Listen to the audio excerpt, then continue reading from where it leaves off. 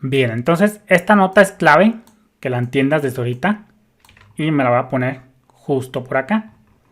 Vamos a ponerla como una nota, otra nota por acá. Vamos a decirle que todos los objetos, tenga en cuenta que todos los objetos son instancias de object. Entonces dice, todos los objetos por defecto son instancias de object. Eso pues ya lo vimos. Y ahora, ojo acá, no hemos visto los arreglos, ya después vamos a profundizar en los arreglos. Esta forma de crear arreglos se conoce como array literal syntax. Entonces, esta es la forma tradicional como se crean los arreglos, que se conoce como un array literal syntax.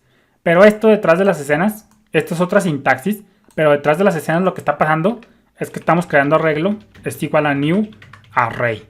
Esto es lo que pasaría más o menos, esto es un pseudocódigo, no es 100% real. Así es como se crearía, esta es la sintaxis de literal, de arreglos, pero detrás de las escenas se reduce a que se usa la función constructora array. Por consecuencia, sabemos que es una función constructora, por consecuencia, tienen una propiedad prototype que funciona como objeto prototipo de los arreglos que se crean con esta función constructora. Y vamos a verlo.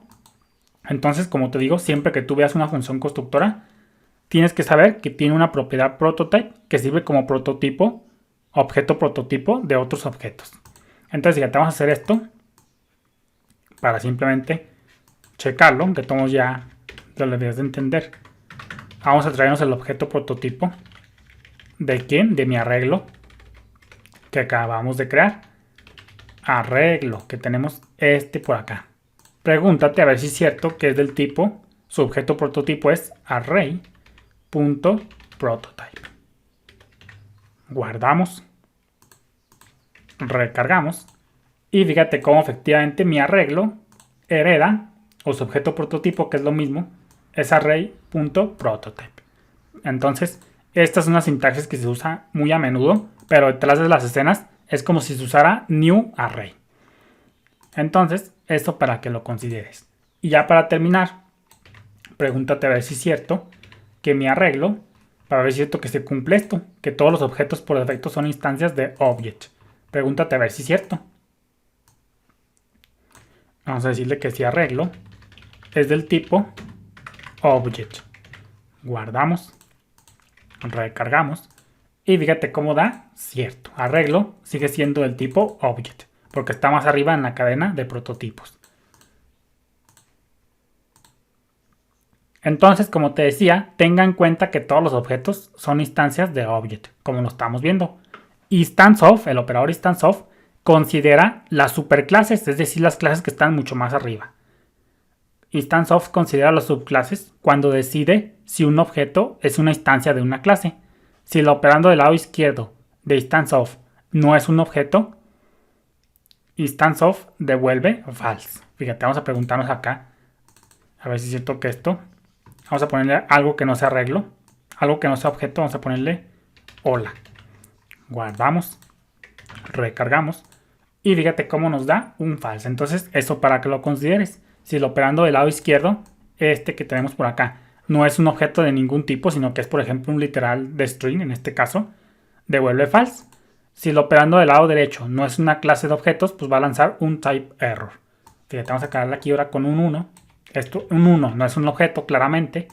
Guardamos, recargamos. Pues fíjate cómo nos da un false.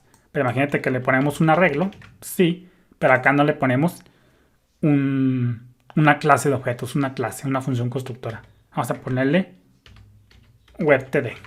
WebTD claramente no es una función constructora, no es una clase. Guardamos, recargamos y fíjate cómo nos da un type error. Entonces, si el operando derecho no es una clase de objetos, un tipo de dato, pues va a lanzar un type error, como lo está diciendo por acá. Dice un type error. El lado derecho de InstanceOf no es un objeto. Entonces, eso para que lo consideres. Entonces, vamos a ver así rápidamente un ejemplillo que me encontré por ahí. Vamos a considerar la expresión o InstanceOf f. Fíjate, la tenemos justo por acá. Vamos a abrir y fíjate cómo dice. Para evaluar la operación o InstanceOf f, dice JavaScript evalúa f.prototype, porque acuérdate que si tú pones acá una clase, un tipo de dato, array, él asume que detrás de las escenas se va a preguntar por array.prototype. Pero acá simplemente se pone el nombre de la función constructora, el nombre de la clase. Dice JavaScript evalúa f.prototype, considerando que acá ponemos f, y luego busca ese valor en la cadena prototipos de O. Aquí O es un objeto. Dice si lo encuentra, entonces O es una instancia de f o de una subclase de f. Y el operador devuelve verdadero. Entonces lo que te decía, el operador instanceOf también considera la superclase, es decir, la cadena de prototipos más arriba. Y luego dice si f.prototype no es uno de los valores de la cadena de prototipos de O, del objeto O que se está evaluando, el que está a la izquierda, entonces O no es una instancia de f y instanceOf devuelve false. Entonces esa es la magia de instanceOf, que obviamente también te considera las superclases, etc. Fíjate cómo acá arreglo directamente es del tipo array.prototype, hereda directamente de array.prototype, pero cuando nos preguntamos a ver si es del tipo object, por ejemplo acá en fecha, pues primero va a buscarse a ver si fecha es del tipo, pues ahora sí que el tipo object va a buscar en la cadena de prototipos de f, de fecha, va a buscar a ver si por ahí el prototipo del prototipo del prototipo del prototipo, acuérdate que es una cadena hacia arriba, es object.prototype.